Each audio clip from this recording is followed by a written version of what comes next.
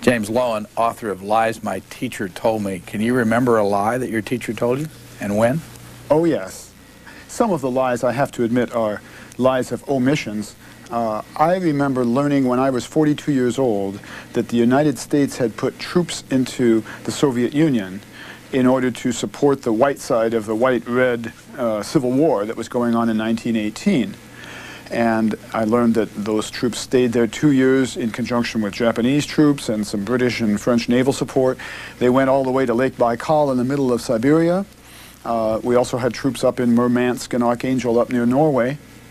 And I thought, how is it that I, a history minor in college, never learned that? So I went back to my college history book written by Richard Hofstetter et al.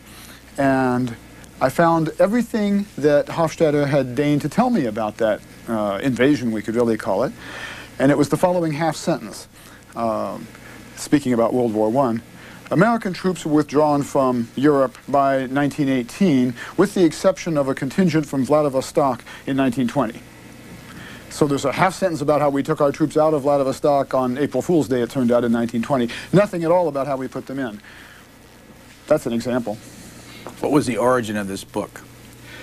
I taught for many years at Tougaloo College, a college in Mississippi that is predominantly African American.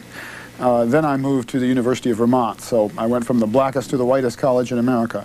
When I was at Tougaloo, I was distraught by the fact that my students believed the following myth about Reconstruction.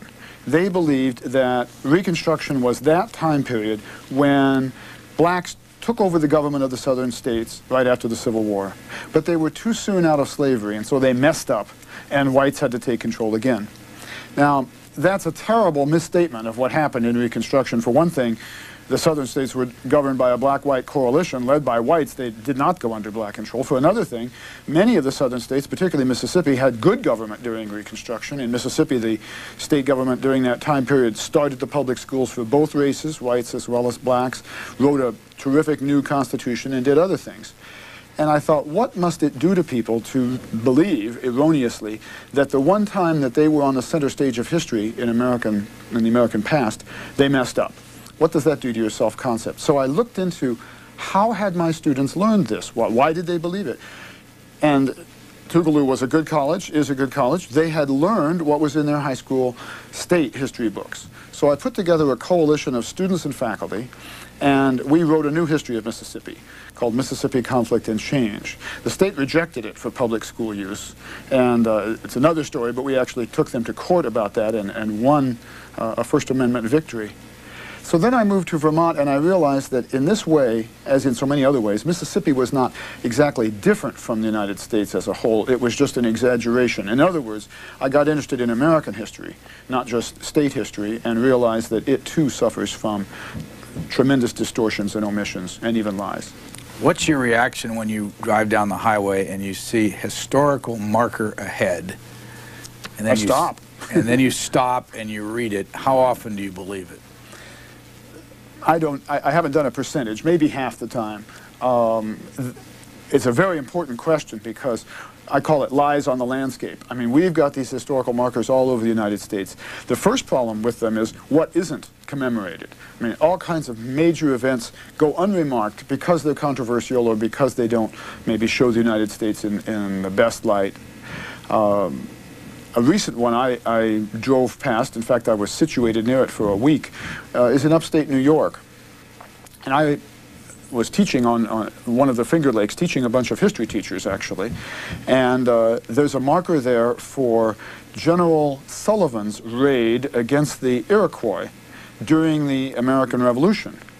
And it's got some very interesting doublespeak in which the marauding Indians messed up the settlers, and therefore the army came in and punished the Indians and moved the frontier a couple of 100 miles west. Well, if you think about who's the settlers are actually the Iroquois. And in fact, part of what Sullivan did was burn their cornfields, destroy their orchards, and tear down their houses. They were settlers. These were not wandering people. These were not nomads. The marker could best be understood using a phrase from William Buckley, polemics, history as the polemics written by the victors. You say in the back that you worked on this book for 11 years. Yes. Where? At the University of Vermont. I spent 2 years also at the Smithsonian Institution. I'm possibly the only living American who has slogged through 12 high school history textbooks from cover to cover. And then besides that, I had to do a lot of research on the things I've just talked about, for instance, the putting of troops into the Soviet Union, so that I would make sure that I got the facts straight. Back in the back flap, this is going to be a little bit difficult to do. We'll get a close-up of it. Are the 12 textbooks Yes. that you wrote about? How did you choose these 12? Well, for various reasons. I wanted to pick some of the bestsellers so that I would cover at least the textbooks that more than half of our students read. And there's one book in particular. It used to be called Rise of the American Nation. And after we lost the war in Vietnam, it got retitled Triumph of the American Nation. It has over a fourth of the market by itself. Publishers are leery of divulging sales figures, so it's a little hard to know after that one what's the bestseller, but I tried to include several of the very popular books. I also included 2 older books. These are called inquiry textbooks, and they were written during the 1970s. And they were a little different. The other 10 books we would call narrative textbooks. They just tell a straight chronology, and they tell it pretty much in the authorial voice, the kind of omnipresent, omniscient, godlike, here's what happened and then here's what happened next. But the inquiry textbooks include more emphasis on primary sources, and then they ask students questions that hopefully get them thinking. These textbooks are no longer in print. The inquiry text movement didn't find favor with teachers, and it went out of existence. Do people who write high school texts for history make a lot of money? They do if they wrote Triumph of the American Nation. That is, if you get 1/4 of the market, that is a bonanza. And every textbook, it seems, and every publisher wants to have that book. And therefore, these books end up clones of each other. It surprises me. If you think about it, the city in which we are speaking, Washington, D.C., the school board is under black control. The same is true for Detroit, for New York City, for many other cities, and for some districts in Mississippi, for instance. But there is no black-oriented U.S. history. There's no U.S. history that, in fact, is what we might call multi-centric. I would say they are all Eurocentric. They are all clones of each other because each one wants to be the next Triumph of the American Nation. How does a book start? If you or I were going to write a history book, I think the first thing that Scott Forsman or Macmillan or whoever was engaging us would do is they would send us 5 or 6 competitors, and they would say, this is what you're up against. And I believe they would be saying also, make sure your book includes the stuff these books include. And the result of that is that the process is supposed to be one in which the textbook is based on the underlying secondary literature in history. There's a terrific secondary literature in history. It's what I read. It's what I based Lies My Teacher on. Lies My Teacher Told Me on. It is not a matter of you have to go back to the primary sources in every little detail. But the textbooks are not based on the huge secondary literature in history. They're based on each other. And thus they repeat some errors that go all the way back to the 1890s. But is there anybody out there that kind of puts their imprimatur on textbooks that say, okay, this one's all right, that one isn't? And if they do that, who are they? That's a good question. In one sense, no, there isn't. That is, you would think the history profession might, or there might be a review journal. Basically, history textbooks are not reviewed, at least high school textbooks. Even college textbooks are generally not reviewed. By anybody? By anybody. The history profession considers them a little bit dirty. That is, like, if I were a historian and I were applying for a new job at the University of Washington and I'm already at the University of Vermont, the fact that I might have written a history textbook would not count in my favor. If I'm looking for tenure, if I'm looking for advancement, they are looking, the deans and the history departments, they are looking for me to write a wonderful monograph on Andrew Jackson or whatever my wonderful monograph is about. They're not looking for a textbook. They consider them kind of dirty, kind of done for profit. At the University of Vermont, the former dean made a distinction between scholarship and what he called pedagogy. And textbooks would fit under that latter heading, and get very little credit. And the same holds even for the review journals. They're busy, they take their time writing reviews of monographs. They do not bother reviewing textbooks, particularly high school textbooks. When was the first time you ever got interested in history? I got interested in history as a result of being interested in sociology. In fact, I have to say that to me, good history is the sociology of the past. This will probably exercise some historians listening, but it seems to me that the important thing we want to know about the past is, how did it shape us? What are the main things going on that caused us to be what we are like today? And going to Mississippi, which I did actually as an undergraduate for a semester, and then going back there as a faculty member. Where were you in school when you went? I was at Carleton College as an undergraduate. And Minnesota? In Minnesota. And I took my junior semester abroad, as it were. This was way back in 1963, and it was right after the Ole Miss riot. And I went to Mississippi State, which was then the largest all-white segregated institution of higher learning outside of South Africa. It did not have a single black student. In fact, the only black student in any white school in the state was one person, James Meredith, at Ole Miss. So that was a great time to go. It was a great time to see social change happening right before my eyes. And naturally, I got interested in the past. How did you get to Carleton College in the first place? And how many African Americans were there at Carleton College? When I went to Carleton College, I started in 1960. I applied from Illinois. It's not an unusual thing to do from the Midwest. I had good SAT scores and fairly good grades, and actually I had some family involvement at the college, so I had known about it. I went to school with a person who was the 6th black student in the history of the college, and the college was 100 years old. Now, since then, Carleton has done a much better job. I understand the school is now 8 or 9% black, which is quite good for a college located in rural Minnesota.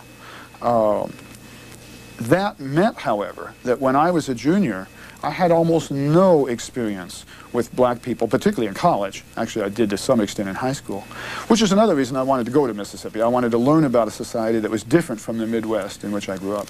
What was the town in the Midwest you grew up in? Decatur, Illinois. What did your parents do there? My father was a doctor, my mother was a housewife, and then also a junior high school librarian. What kind of family was it? How many brothers and sisters? One sister.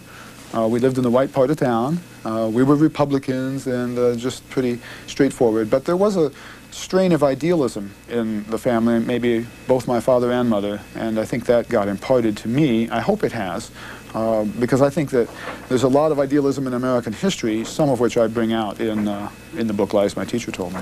You dedicate this book to all American history teachers who teach against their textbooks. How come? That's true. I think that's actually what needs to be done. If we think about textbooks, now this is a very interesting point, just think about the titles of textbooks. In chemistry, a high school history chemistry textbook is likely to be called Chemistry, or Principles of Chemistry, or Introduction to Chemistry. The same is true in mathematics. The same is true even in English literature. But in history, very few books are called American History, or something bland like that. They're called Rise of the American Nation, Triumph of the American Nation, The Great Experiment, The Great Republic, Land of the Free. These are real titles. What is that saying? I think that's saying that we are not just entering another subject. We are not just going to learn about history.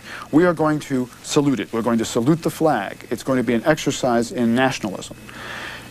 I think that's wrong, because I think we develop stronger citizens and certainly more knowledgeable people, more knowledgeable about how we got where we are, if we teach history with all of its dirt and its glory, with all of its questions, with its good guys and its bad guys, instead of only good guys. So how can a history teacher deal with that? People often ask me, what book do you recommend? I don't recommend a book. I don't know a history textbook that treats history the way a chemistry textbook treats chemistry, as something to be studied, worth learning about, period. So I think that a good teacher has to use a history textbook. But then maybe from reading Lies or from reading other works of secondary history, teach against that textbook. Get students thinking about it. Get students thinking about, why is the textbook leaving out this stuff? Why is it saying this when it's false, or this when it's not, when it's misleading? This book is done by New Press? Yes. Who are they? The New Press is a bunch of folks who were, as I understand it, thrown out of Pantheon when a millionaire named Newhouse took over Random House. And so for about the last 3 or 4 years, they have been a very interesting press. They get foundation grants. I think they call themselves a nonprofit commercial press, and they're the only such thing. A couple of their famous books are the book Race by Studs Terkel, and they also published the Supreme Court tapes that were caused a great controversy a year or two ago when the Supreme Court wasn't sure that they wanted their tapes published. Peter Iron's book? Yes, and may it please the court. I noticed that the cartoon on the cover is done by Jeff Danziger, who is also a Vermonter. Do you know him? Not personally. He's actually illustrated a short story I wrote once, and so I know him professionally. Where is the University of Vermont? It's in Burlington. And how did you decide to go there? Well, at the time, when I decided to leave Tougaloo, there were several universities that were interested in me. The University of Vermont particularly appealed because it was setting up a PhD program in applied sociology, which is one of the things I do. This means sociology often used in court, and I'm an expert witness in civil rights cases particularly, but in other kinds of cases too. So they wanted me for that reason, and I wanted to go to a pioneering PhD program in applied sociology. After I got there, the next year there was a retrenchment, and the PhD program never went through. I enjoy the landscape. It's a beautiful town, and I'm there. You say that, what is it, 4 out of 5 high school students that go to college do not take history courses? I think the statistic is something like 83% of folks who graduate from high school never take another history course. That includes the folks who don't go to college at all, as well as those who go to college and don't take history. Well, you start the whole book out by saying that high school students hate history. Yes. There's poll after poll that shows that history is the least liked subject. History and social studies and things like it. To my surprise, because I always had trouble with foreign language is much better liked than history. Mathematics often is the most liked subject. English, science, history always comes in last. I think there's some reasons for that. One is the incredible boring nature of the textbook. These textbooks average, I think, 888 pages. Probably every viewer will remember the incredible list of questions at the end of each chapter that you're supposed to memorize answers to. There's no way that you can learn. I counted them for one textbook and came up with over 2,000 questions. There's no way that you can remember at the end of a semester or at the end of a year these 2,000 plus factoids. And what you're not learning is the basic important questions and issues. So you don't have any skeleton to put all these little details onto. It's not a very liked subject. Anybody who's black or female or Asian American or whatever is going to feel alienated from it. But in my experience, affluent whites are just as alienated, or at least just as bored. You talk about, and here's a picture we'll show, of someone by the name of Helen Keller. Yes. Who was she? Helen Keller is, of course, known to most of us as the famous blind and deaf girl who could, that is, who overcame. And I've asked hundreds of people, mostly my students, also other audiences, to tell me what she did with her life after she overcame.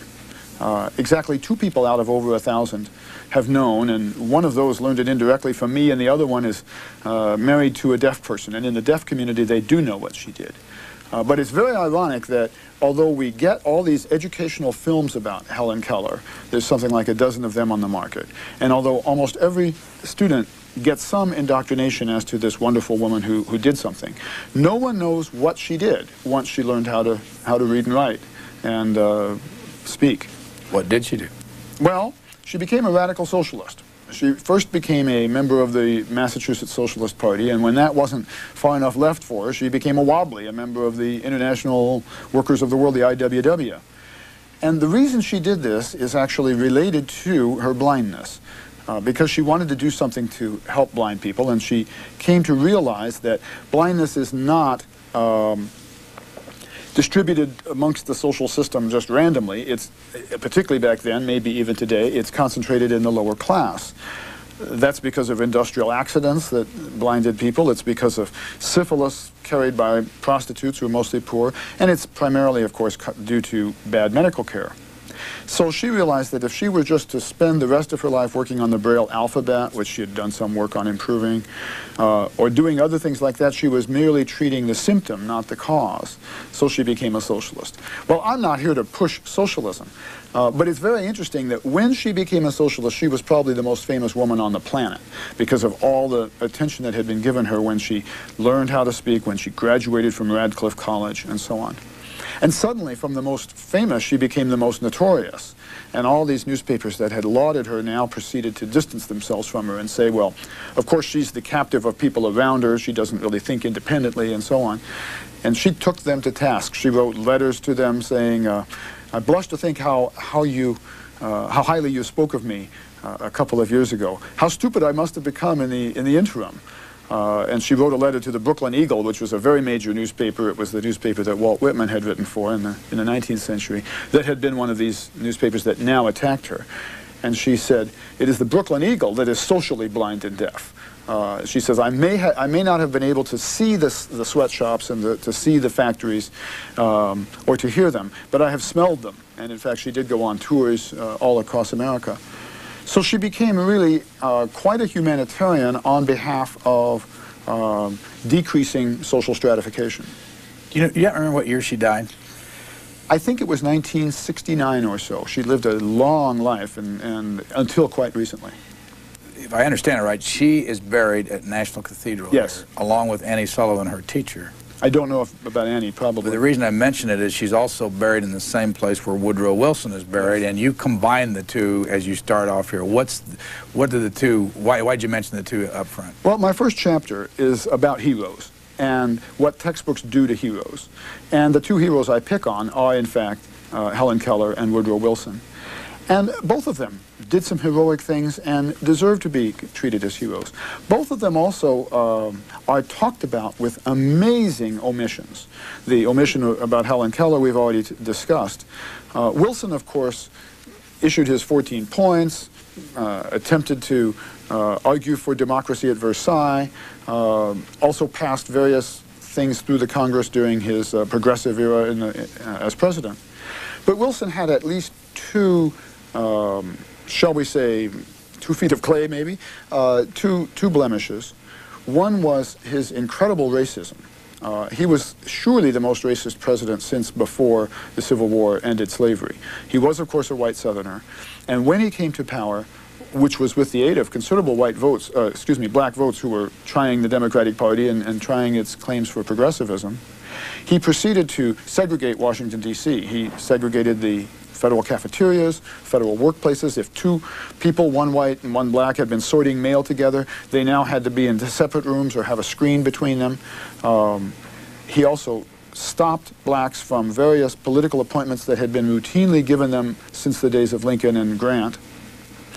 And it's no coincidence that late in his term, the signals he was giving off about race relations penetrated the nation, and we had a wave of race riots from about 1917 through at least 1920. I mentioned in Lies My Teacher Told Me, possibly the first example of bombing civilians by aircraft, certainly the first example in United States history, came about in Tulsa, Oklahoma, when there was a race riot against the black community in Tulsa, and it even included flying a biplane, probably, airplane above the black community and dropping dynamite into it, killing more than 70 people. So these are race riots that actually far outdo the riots that we hear so much about in terms of the Rodney King riot in Los Angeles or the Watts riot.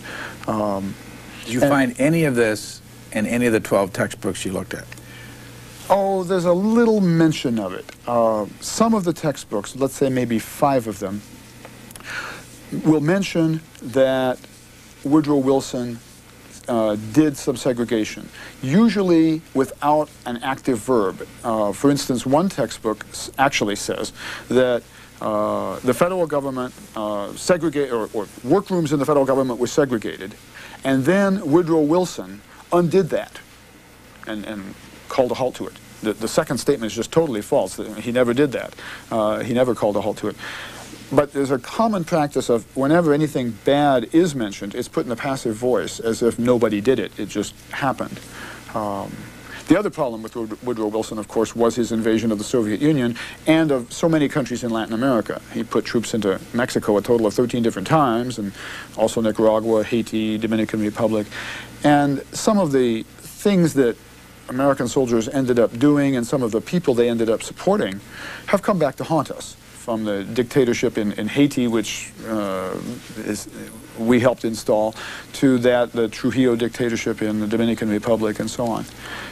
Now, I'm not trying to just badmouth Woodrow Wilson, but I am suggesting that we need to put him in perspective, that we need to be aware of the bad as well as the good. But somehow the textbooks have trouble with any wart, with any blemish on somebody who's supposed to be a hero. Was this a tough book for your publisher with legal problems? Did they have a lot of lawyers have to go over this? Not that I know of. I mean, the things that you say about these 12 textbooks aren't of concern to the lawyers at New Press? I don't think so. For one thing, unlike textbooks, this book is footnoted. So whenever there's whenever I'm asserting that this is how things really were as opposed to this is what the textbooks say they were, I do provide documentation for that. Otherwise, I was generally quoting textbook authors and quoting what they said, and I think people can be quoted from held responsible. Would you use any of the 12 books that you reviewed in any history course? Yes. I would have them available as basically as backup. I personally wouldn't teach a high school history or even a college history textbook in a course because they cover so many things. There's no need to have 888 pages of all kinds of little details. I would rather focus on 10 or 12 major issues, chronologically arranged, that bring forth what the important points are that still have relevance to the present. But for teachers who do want to use a textbook, maybe they feel that they will get too much parental criticism if they don't. Or maybe they feel that there's all these little facts that their students are going to be asked on the SAT or on the New York Regents exam or something like that. Fine, I have no quarrel with using a textbook so long as the teacher and helps the students learn against the textbook. Put the textbook in perspective. Critique the textbook for its omissions. You have a picture in your book of a T-shirt that you can buy, you say, over at the Library of Congress that has 6 different faces of Columbus on it. Yes. What's the point? The point is, incidentally, it's my son, Nick, is modeling that T-shirt. The point of those 6 pictures that the Library of Congress makes is we don't know what Columbus looked like. There's no known picture, for sure, that was painted of him while he was alive. The 6 pictures are very different, one from another. This gets then into the question, why does each textbook include a picture of Columbus, a head and shoulders picture? And I think it's for the purpose of iconography, not inquiry. Unless you believe we can read character from EyeSet, I think these head and shoulders pictures are pretty boring in the first place. But in the case of Columbus, we don't even know what his eyes look like, so we certainly aren't reading anything from it that's legitimate. So why include it? Because it's heroic, because it's an exercise in hero worship. That's the point I'm making by including it, and I think that's kind of why they sell the textbook and the T-shirt. Thanksgiving Day. A wonderful day. What about it? Where does it stand in history? Well, that's very interesting. A lot of people think, of course, that Thanksgiving goes back to 1620, to the Pilgrims, that we've had Thanksgiving Day ever since. I gave a whole talk for an hour at the Smithsonian about Thanksgiving a year and a half ago. The first point to know about Thanksgiving is that it was actually invented by Abraham Lincoln in the middle of the Civil War. And the first Thanksgiving that is in our modern series happened in 1863. And it was basically giving thanks for the slow victory of the troops, particularly that previous summer in Vicksburg and at Gettysburg. And the fact that the Union was going to be held together and that slavery was going to be ended. But it's maybe more interesting to go back to ask the question, what were the Pilgrims really thankful for? And this gets into the issue of the famous plague. But I shouldn't say the famous plague because almost nobody's ever heard of it. This is the plague of 1617 or 1618. Happened just 2 or 3 years before the Pilgrims set foot in Massachusetts. And it was a plague of enormous proportions. In fact, I used the perhaps unfortunate one-liner that it made the Black Death in Europe pale by comparison. The Black Death killed 1 out of every 3 Europeans over a period of 3 years. This plague in Massachusetts killed between 90 and 96% of all the people living there. Who were these people? These, of course, were Indian people. And so the Pilgrims were very aware of this. In fact, King James, the king who, of course, commissioned the King James Version of the Bible, he called it that wondrous plague among the salvages, because back then they spelled savages with an L. And various Pilgrim and Puritan leaders considered that this plague and some later plagues were sent by God to wipe out the Indians' title to this place and confer it onto the Pilgrims. And it's one of the reasons, therefore, most likely, that the Pilgrims ended up in Massachusetts rather than in Virginia, where they were thinking of going, or in Guyana, which they were actually contemplating. They get to Massachusetts, and what the students all know about it is that they had a tough winter, and then an Indian named Squanto comes along. And Squanto can speak English miraculously, and he helps them plant fish heads among the corn, and it grows tall, and the rest is all Thanksgiving. And what's ironic about that story is that Squanto himself provides a wonderful hook, a wonderful point of entry to the whole plague story. The plague is one of the most important geopolitical events happening anywhere on the earth in the first quarter of the 1600s, because it means that nobody's going to oppose the British settlement of Massachusetts. In fact, the Indians are going to welcome it. And Squanto played the following role. He missed the plague. Why? Because he had been enslaved, probably twice, quite possibly taken once to England, spent several years there in the service of a rich man, who then finally sent him back to Massachusetts. Then he gets enslaved again in about 1617, taken to Malaga, Spain, enslaved there. He escapes from slavery in Malaga. He escapes from Spain, makes his way to Britain, talks his way back to Massachusetts on a fishing boat. Actually, it took him 2 trips because the first boat only went to Newfoundland, and he thought maybe he could get a ride from Newfoundland to Massachusetts. Couldn't do it, went back to Britain. This man has been across the Atlantic 6 times. He's more traveled than any pilgrim. And yet what the textbooks say, one textbook, for instance, I quote, says, he had learned English, he explained, from passing British fishermen. Period. That's all they say. Well, I guess that's true, although they not only passed, they sold him into slavery in England and into Spain. Well, he missed the plague. He gets set back onto American soil. He walks to his home village, only to make the unbelievable discovery that every person there is a corpse. And it's at this point that the Pilgrims come on the scene. He's a man without a tribe. His community is ended. That's why he throws in his lot with the Pilgrims. Now that's a story. That's a story with some drama. It's a lot better than this pious thing about planting the corn and planting the fish heads in the corn, and it grew tall. And he was then very important to the Pilgrims for the first 2 or 3 years until he did finally die of a different disease. The Pilgrims all knew this. For instance, there's one who writes in a diary, "In this bay where we now live, formerly dwelled 2,000 Indians, because they moved directly into the village with all the corpses. They moved into the village that Squanto's people had lived in, renamed it Plymouth. The rest is history, as we say. But it isn't history because it keeps getting left out of our history textbooks." You do an analysis of the number of pages devoted to the different decades. Yes. And you say the closer you get to the present, the less pages devoted in these history books. That's true. How come? I think it's again because the recent past is controversial. You and I, for instance, might talk about the Vietnam War. We both remember it. We might, I hope, at least I do, we might talk about the women's movement. We might talk about the civil rights movement. And we're the age of parents. Parents have opinions about these things. They lived through it.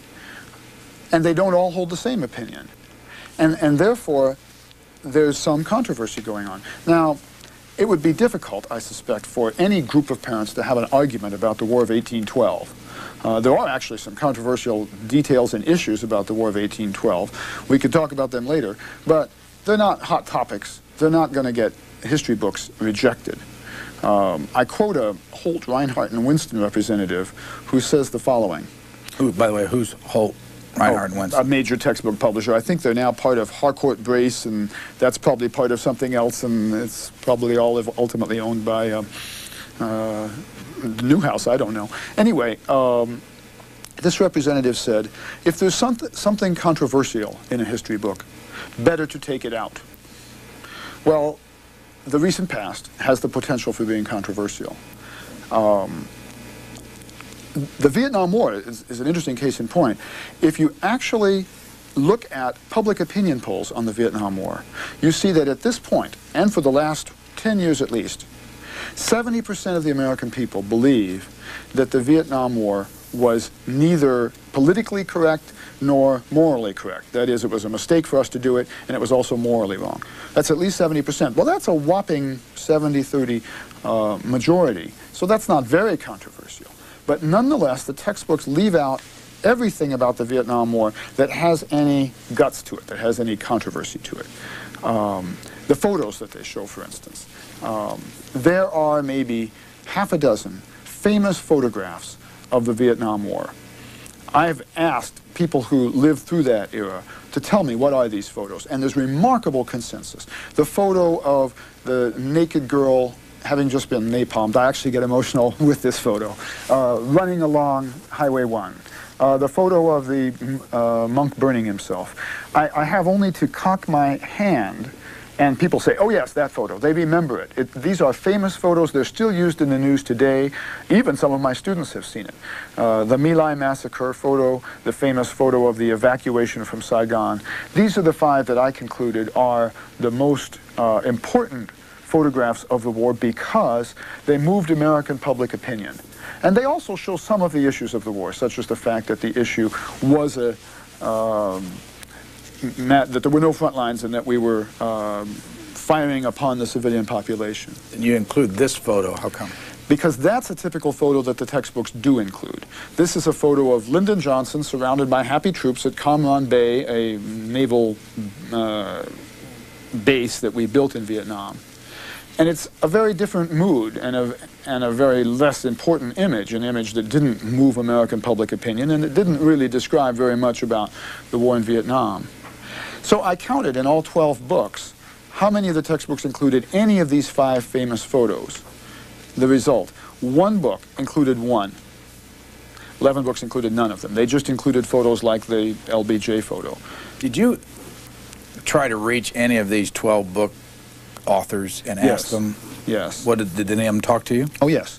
About the Vietnam issue, it's very interesting that you raised that question. 2 authors, Davidson and Lytle, wrote 2 different American history books, I believe. Certainly they wrote one that is in my sample. They also wrote a very fine book called After the Fact. And After the Fact is aimed maybe primarily at high school, no, not high school, at college history majors.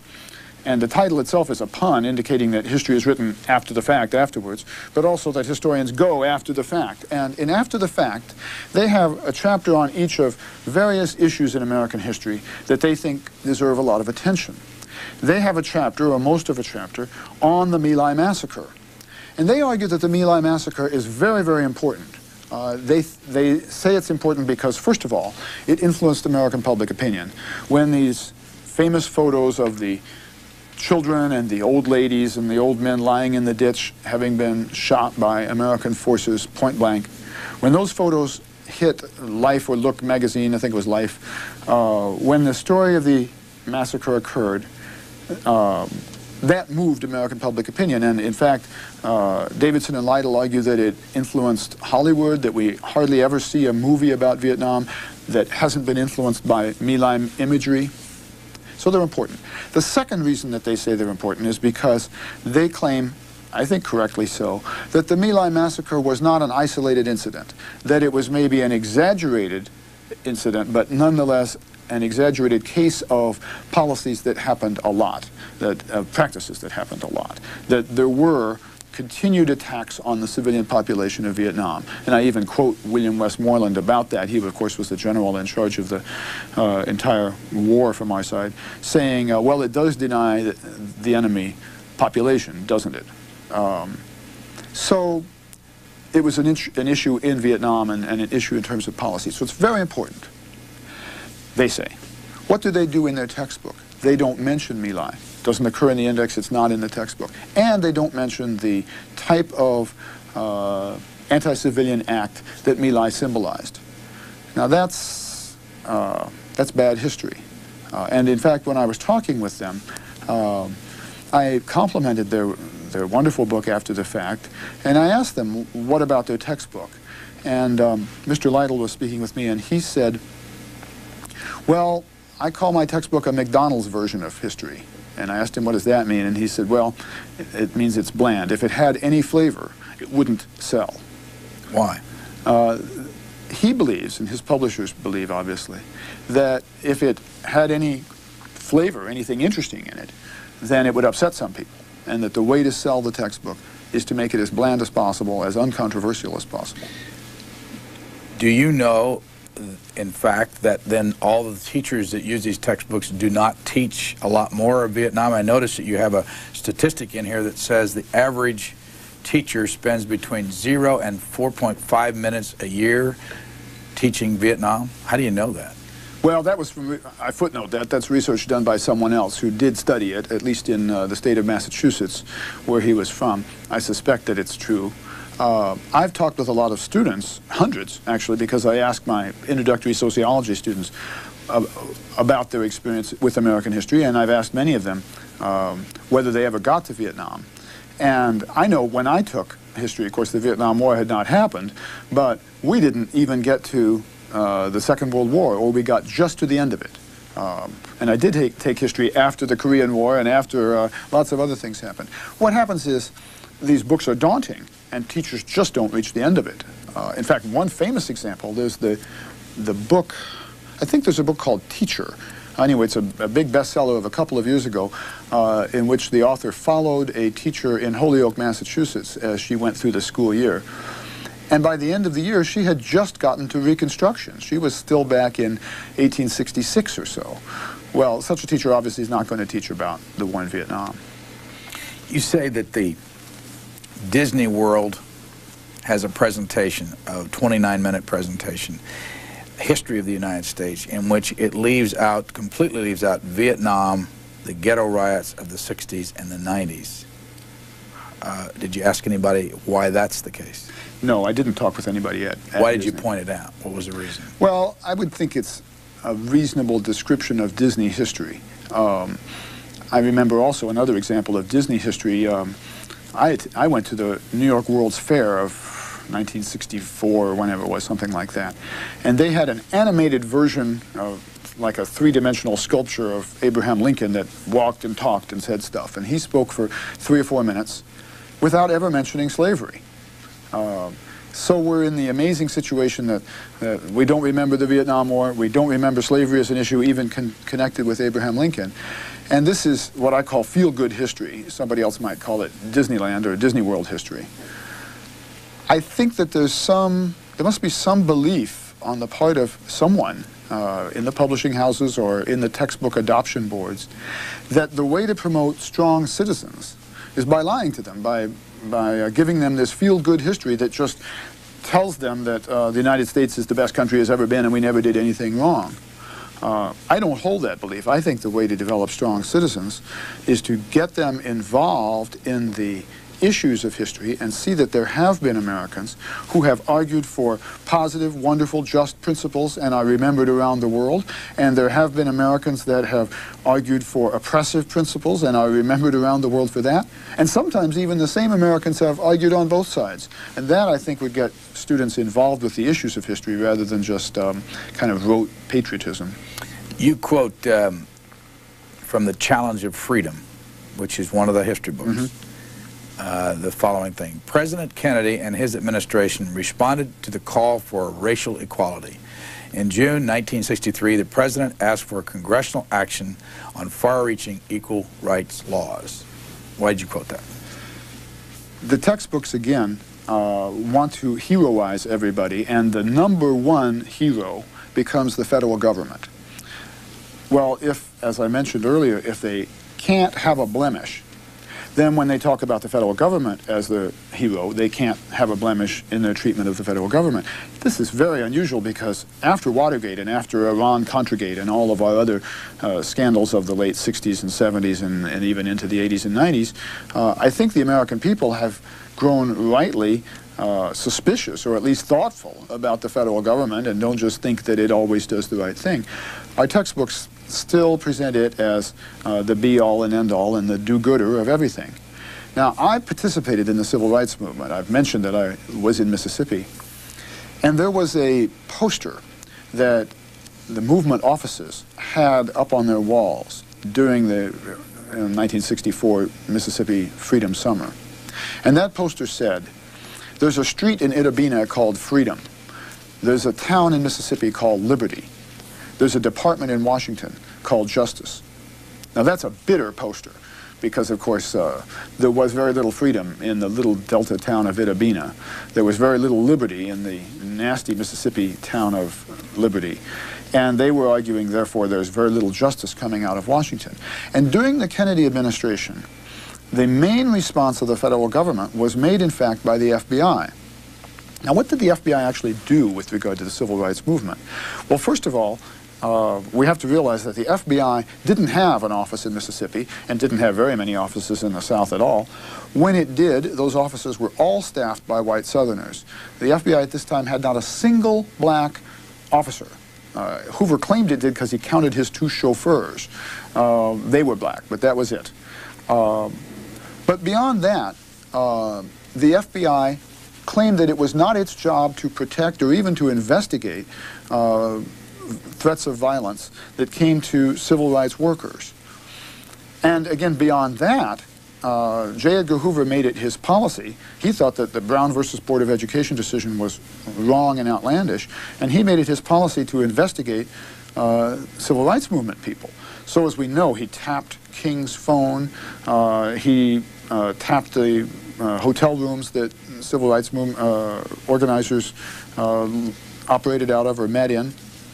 He made a, well, not he, but FBI agents made a tape of King's phone calls and conversations in his room, often having to do with sex, and sent it to Coretta Scott King, hoping to persuade King to commit suicide. Now, this is a documented fact. Again, I'm not inventing this fact. I'm just citing the professional literature in history. That's why there's not going to be lawsuits against the New Press because of this. So that's the kind of role that the federal government played with regard to the civil rights. That's part of its role with regard to the civil rights movement. And Kennedy himself, even a very thoroughgoing Kennedy supporter like Arthur Schlesinger, writes something like, in the area of civil rights, did not bring out the best of the Kennedy presidency, or something like that. My own college, Tougaloo College, was investigated by the FBI as a threat to America because it was in favor of civil rights. What's the result of all this? Well, a lot of bitterness on the part of the civil rights movement. But what do the textbooks say? They say that the federal government did the civil rights. That is, that it passed the 1964 Civil Rights Bill, the 1965 Voting Rights Bill, and so on. That it just kind of did it. This has a terrible payoff for the present, I think. To my surprise, I've had a lot of conversations in the last year with young African Americans. And a lot of black people these days think that integration actually is wrong. And they look back with nostalgia to the days of segregation and separate black schools. These are people who generally were not born in that era, and they don't realize what a terrible era this was. But the textbooks play right into their hands because the textbooks have the entire integration movement as being done by the federal government, when actually the integration movement was done by mostly black private citizens who risked their lives to get the federal government to enforce the civil rights laws dating back to Reconstruction. So there's kind of room, therefore, for a paranoia that the textbooks feed by telling the black community, and for that matter the white community, that the federal government has always done things for black people. Blacks become paranoid. What are these things? Are they a good idea? And I think it encourages whites to become racist and say, well, if the federal government has always been doing these wonderful things for black folks, haven't we done enough? Why do we need to do more? What's the problem? How would you describe your own politics?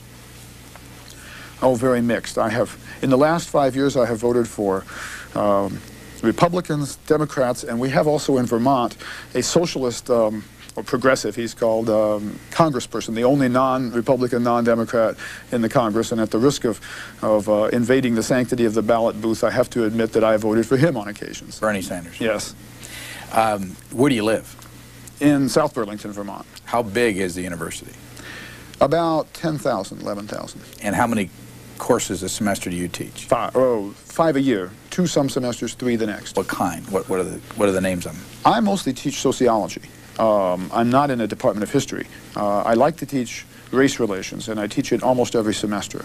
It's a searing experience. I mean, some of my black students get angry with me, some of my white students get angry with me for various reasons, and so you have to develop a thick skin to teach race relations, even in a place that might seemingly be as removed from the issues as Vermont. What's the percentage of students at the University of Vermont that are African American? Well, I had her in class last semester.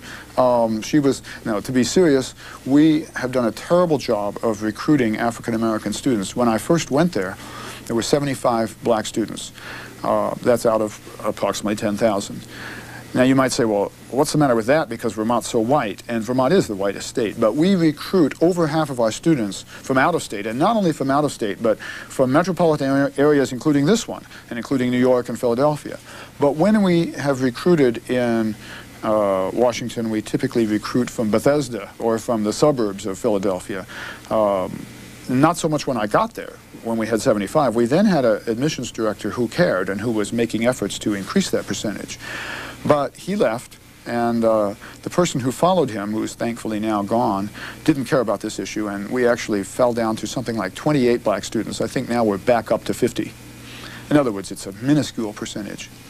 In the acknowledgments in the front of the book, you say the people listed below in alphabetical order talked with me, commented on chapters, suggested sources, corrected my mistakes, provided moral support. I just want to go over some of them. Lucy Lowen. That's my daughter. How old is she? She's now 22. She and my son, Nick Lowen, who's also listed there, did read chapters, and I also had them doing some fact-finding for me. What's your son do, Nick? Right now he works in a delicatessen in San Francisco. He's been accepted into the Peace Corps and hopes to go to Guinea in West Africa. You list Frances Fitzgerald. Mm-hmm. Who is Frances Fitzgerald? She wrote possibly the most direct predecessor to my book, a rather famous book called America Revised. That came out, I think, in 1979, and that was a hard-hitting study of history textbooks also that first got serialized in the New Yorker and then was a bestseller. Her book is different from mine in that she mostly looks at the form of textbooks and how the form has changed over time. And she decries the fact that, for instance, instead of telling a story, they now interrupt it with all kinds of blobs of pictures and little boxes with special things. She doesn't get as far into the facts of, oh, for instance, the plague and the pilgrims and so on, and decry what they are saying. It's not so much a content book as it is a form book. Richard Current, James McPherson, Roger Kennedy, and is John Franklin John Hope Franklin?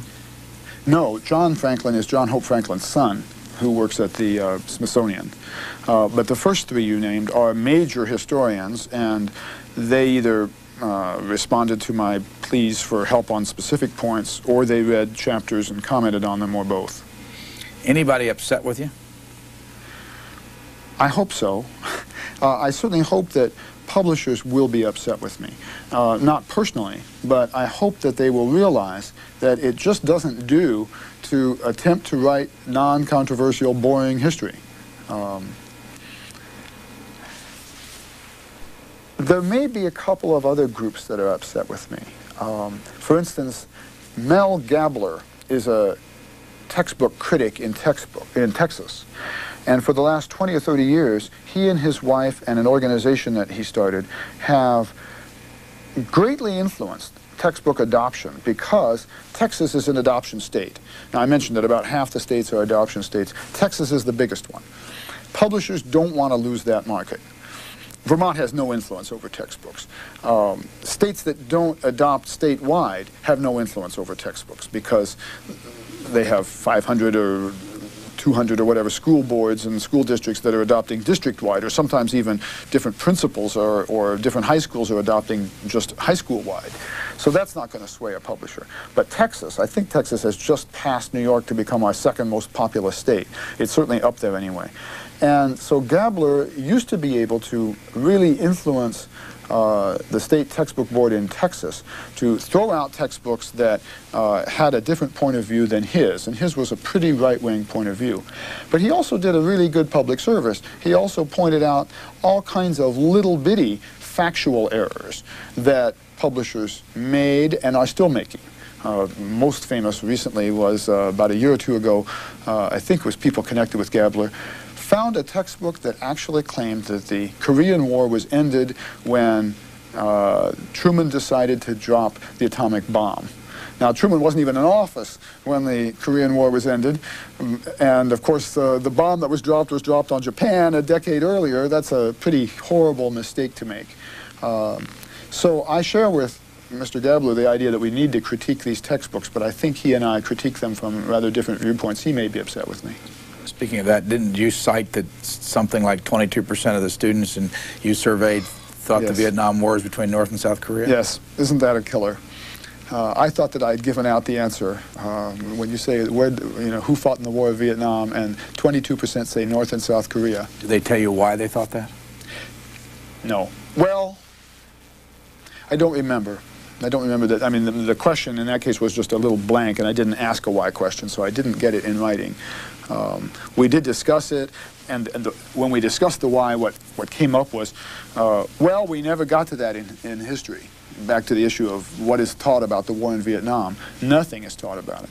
So my students ended up knowing a lot more about the War of 1812 than about the war in Vietnam.